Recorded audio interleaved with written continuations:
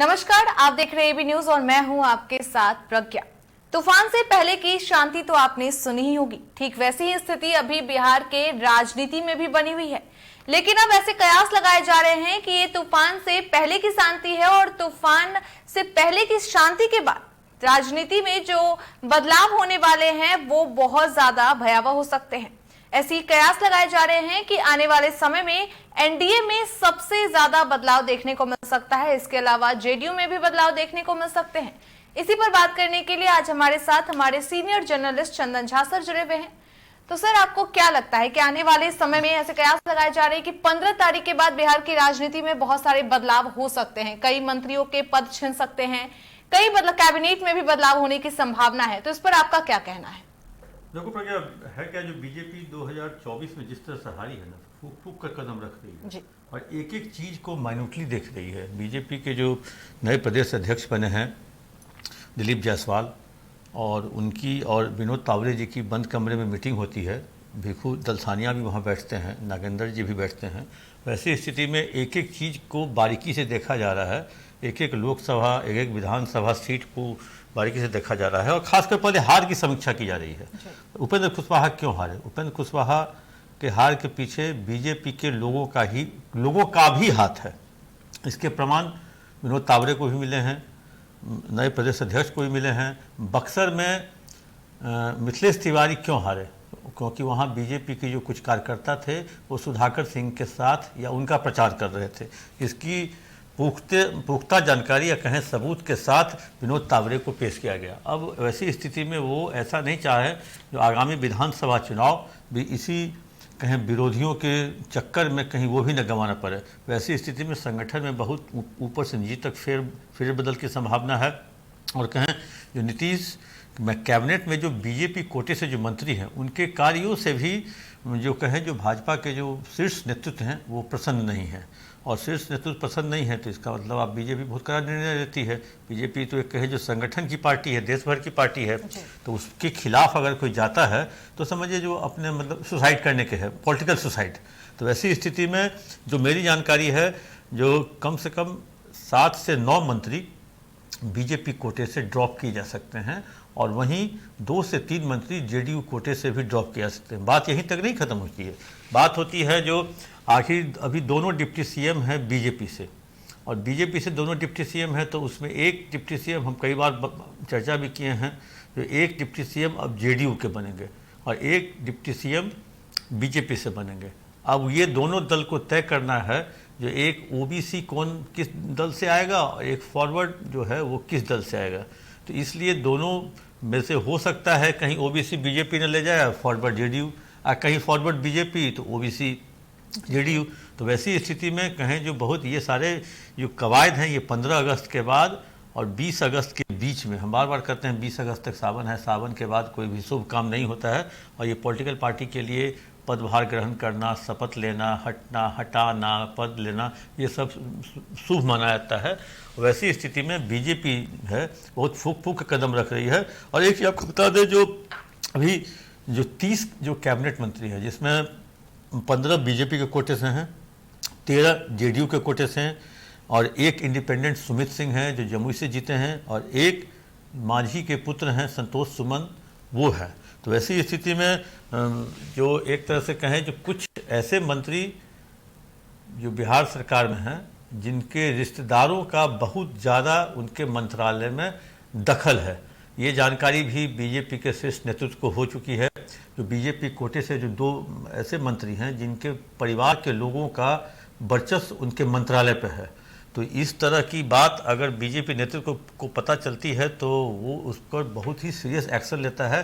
तो इन तमाम चीज़ों को देखते हुए कहें जो बीजेपी एक तरह से बहुत सेंसिटिव है और बीजेपी लगातार बिहार के दौरे पे है, उनके शीर्ष नेतृत्व, और लगातार लोगों से फीडबैक ले रही है और नेताओं को एक तरह से कहें जो मतलब फीडबैक और जो भी फीडबैक मिला है नेताओं के माध्यम से, क्योंकि विनोद तावरे और भिखू दलसानिया और नागेंद्र जी, ये सारे लोग जो हैं, दिलीप जायसवाल, एक एक एमएलए, एक एक एमएलसी, एक एक एमपी, एक एक केंद्रीय मंत्री से मिले हैं और जो उन्होंने चुनाव में देखा है और जो उनको फीडबैक मिला है वो सब कुछ उस दल के साथ, उस टीम के साथ शेयर कर रहे हैं।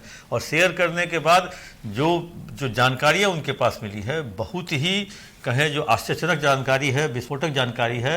इस जानकारी के बारे में बीजेपी के नेतृत्व ने कभी आशा भी नहीं की थी। जो इस तरह से बीजेपी का जो बाहर से दिखता है चेहरा, वो अंदर में उतना कुरूप है, उतना अगली है। तो इस तरह से कहें जो बीजेपी के लोग इस समय बहुत मतलब कहें जो युद्ध स्तर पे, वॉर लेवल पे काम कर रहे हैं। अब बात है जो जेडीयू की तरफ से डिप्टी सीएम कौन बनेगा, उसमें भी कई नाम आते हैं। उसमें सबसे पहला नाम आजकल इन दिनों किसी भी चीज़ में अगर जेडीयू का कोई नाम अगर आता है, सबसे पहला नाम मनीष वर्मा का आ जाता है।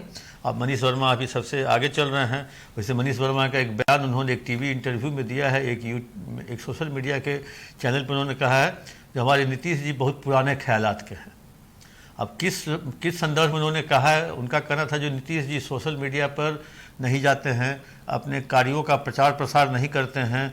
ये मनीष वर्मा जी जाके अगर आईपीआरडी का अगर देख लें वो साइट और उसका रिकॉर्ड, जो प्रचार प्रसार के लिए बिहार सरकार कितने 100 करोड़ का खर्चा करती है, कितने विज्ञापन के लिए, कितने होर्डिंग्स के लिए, कितने एडवर्टीजमेंट के लिए, तो उनका एक ख्याल ये निकाल देंगे मन से जो अपने कार्यों का प्रचार।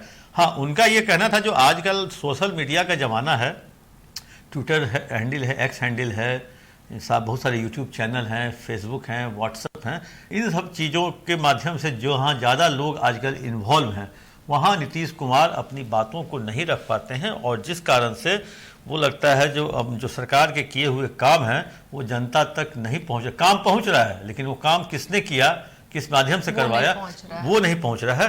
तो अब ये मनीष वर्मा की भी चर्चा होती है। अचानक से आरसीपी भी बहुत ज़्यादा दुलार और प्रेम करने लगे हैं नीतीश कुमार को। उनको बिहार का गार्जियन बताते हैं, कहते हैं जो उन्होंने जो कर दिया सो आज तक बिहार के लिए कोई नहीं किया। हमको लगता है जो उनकी भी घर वापसी की संभावना दिख रही है, क्योंकि वो जान गए हैं जब तक एनडीए में नीतीश कुमार हैं तब तक बीजेपी उन्हें कुछ देने नहीं जा रही है। इसलिए चलो केवल नीतीशम शरणम गच्छामि, वहीं पे जाके अपना मत्था टेकते हैं, इसलिए वो भी कर रहे हैं। वैसी स्थिति में देखना होगा, कल एक और बहुत बड़ी घटना घटी, मतलब राजनीतिक घटना। सरयू राय जो झारखंड के कद्दावर नेता है, रघुवर दास को मुख्यमंत्री रहते हुए उन्होंने निर्दलीय प्रत्याशी के रूप में रघुवर दास को हराया था सिंहभूम से। वैसी स्थिति में सरयू राय जेडीयू में शामिल होते हैं। उसकी भी अलग एक कहानी, सरयू राय की कहानी, वो भी लीक वाला मामला है। जो कैसे सरयू राय आज से कई दिन पूर्व ज्वाइन कर चुके थे, वो तस्वीर किसी ने कैद की थी, वो तस्वीर कल अचानक से लीक हो गई। लीक हो गई, अब जहाँ पेपर लीक हो रहा है, नीट का, यूजीसी का पेपर लीक हो रहा है, सिपाही का, दरोगा का, शिक्षक भर्ती घोटाले का जब पेपर लीक हो सकता है, तो ये तो एक तस्वीर है। तस्वीर लीक हो गया तो आनंद फानन में बड़े बड़े नेताओं ने अपने एक्स हैंडल पर वो फोटो को साझा किया और कहा जो सरयू राय हमारी पार्टी में ज्वाइन की है। अब देख लीजिए उस जगह के तस्वीर, जहाँ उस जगह पे एक झारखंड के भी एमपी दिख रहे हैं, और झारखंड के एमपी उसी दिन आए थे, आज से 7-8 दिन पहले वो आए थे और सीएम हाउस में उनकी मुलाकात भी हुई थी, और शायद उसी दिन की तस्वीर है। हम तस्वीर मिलाएंगे क्योंकि उस सांसद की एक बाइट भी हम लोग के पास है। वो कुर्ता और वो जो जो तौलिया है, गमछा है, वो भी उनके शरीर पे उस दिन था। वो दोनों को हम लोग मिलाएंगे, देखेंगे जो शायद उसी दिन की तस्वीर है कि नहीं है। वैसी स्थिति में अब ये वो तो अलग कहानी है, लेकिन अब उन्होंने राजनीतिक एक तरह से कहे जो घटनाक्रम चेंज कर दिया। झारखंड की राजनीति में जेडीयू जो कहीं नहीं थी, सरयू राय को अपने पार्टी में मिला करके उसने अपना स्थान बना लिया। अब जिस सरयू राय की लड़ाई बीजेपी से है, उस सरयू राय को अगर नीतीश कुमार अगर आश्रय देते हैं तो क्या बीजेपी इनके साथ झारखंड में काम करेगी? वो तो सोचने वाली बात है। वो बीजेपी सोचेगी, बीजेपी निर्णय लेगी। लेकिन बिहार में 15 अगस्त के बाद बहुत बड़ा राजनीतिक चेंज होने वाला है। हमको लगता है जेडीयू के प्रदेश अध्यक्ष भी बदलेंगे, बीजेपी के तो बदल गए, और कहें जो एक तरह से कैबिनेट में भी चेंजेज होंगे, बीजेपी के संगठन में बदलाव होगा, जेडीयू के संगठन में भी बदलाव होगा। यहाँ तो जो मेरी जानकारी है आरजेडी के संगठन में भी बदलाव होना है। लोग कह रहे हैं जो प्रदेश अध्यक्ष भी बदले जा सकते हैं आरजेडी के, जगदानंद सिंह, क्योंकि जिस तरह से उनका समय पूरा हो गया है, स्वास्थ्य भी है, एज भी हो गया है। तो ये कयास लगाए जा रहे हैं, किसी मुस्लिम को देने की बात चल रही है आरजेडी के द्वारा, और उसमें फातिमी सिद्दीकी इन सरीखे नेताओं का नाम आ रहा है। तो अब वो देखना है। अब ये सारे संगठन, हमको लगता है जो सावन खत्म होते होते सब संगठन जो है एक तरह से सब संगठन के जो पुराने लोग हैं वो लगभग लगता है बदल जाएंगे और कुछ चेंजेस होगा और उसको लेकर के कवायद भी शुरू हो रही है। आप एक तरह से देख लीजिए, नीतीश कुमार की चुप्पी, संजय झा की चुप्पी, तेजस्वी की चुप्पी और भी कई सारे नेताओं की चुप्पी, केवल अब लगता है लोगों को, इन नेताओं को अब कैमरे और माइक की जरूरत नहीं है। जब से एक्स हैंडल आ गया, वो ट्वीट करके ही अपनी बातों को रख देते हैं और वही ट्वीट खबर हो जाती है। वो जानते हैं जो ट्वीट भी करेंगे तो वही रिस्पांस मिलेगा और बोलेंगे कैमरा पर भी तो वही रिस्पांस मिलेगा। तो वैसी स्थिति में सब अभी ट्विटर हैंडल के माध्यम से ही अपनी बात को रख रहे हैं। अब बहुत ट्विटर हैंडल में एक है ना, सोच के लिखना है ना। आप एक बार लिखिएगा, कुछ शब्द गलत होगा तो फिर उसको आप डिलीट कीजिएगा, फिर नया शब्द डालिएगा।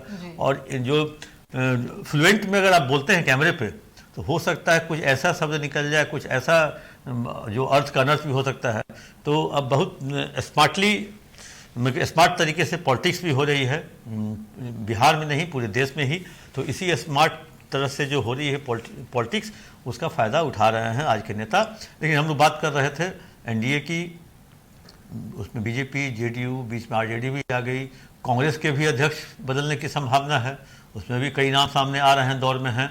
तो कहे जो सभी पार्टियां अपना रंग रूप चेंज करके, गेटअप सेटअप चेंज करके, मेकअप चेंज करके, क्या कहते हैं, प्लास्टिक सर्जरी जो करके, चेहरा चेंज करके दर्शक नहीं कह लीजिए, वोटर के बीच में जाने के प्लान में है। और प्लान पूरी तरह से तैयार हो चुका है और इसको लेकर के बहुत सारे लोग, बहुत सारी पार्टियां अपने हिसाब से काम भी कर रही और बहुत सारी नई पार्टियों का गठन भी होने जा रहा है। दर्शकों में बताऊंगा एक एक करके, जैसे जैसे गठन की सूचना आती जाएगी, रजिस्ट्रेशन की जैसे जैसे होगा रजिस्ट्रेशन, वैसे वैसे जानकारी आती जाएगी। हम कम से कम 5 बड़े ऐसे नेता हैं बिहार के जो कभी सांसद विधायक रहे हुए थे, जिनका वजूद था, वो नई पार्टियों के साथ विधानसभा चुनाव में आएंगे और उसी विधानसभा चुनाव के साथ वो उनका उस पार्टी का विसर्जन भी हो जाता है।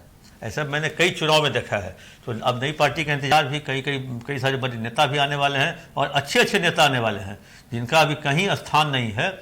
वैसे नेता जो कभी निर्दलीय में थे, कभी किसी बड़े नेता के बगल में बैठते थे, टिकट की आस में, टिकट नहीं मिला, वो अभी सड़क पे हैं। वैसे नेता बड़े पार्टियों का वैसे बड़े नेता अभी नई पार्टी का निर्माण भी करेंगे।